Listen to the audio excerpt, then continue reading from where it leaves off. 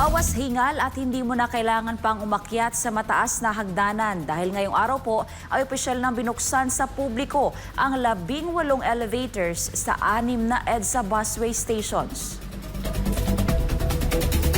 Kabilang sa naturang mga istasyon ay ang Monumento, Bagong Baryo, Balintawak, SM North, PhilAm at Guadalupe. At para masiguro na gumagana talaga ang mga elevators sa mga nasabing istasyon, ay nagsagawa ng inspeksyon si Transportation Secretary Vince Dizon sa Balintawak Bus Station.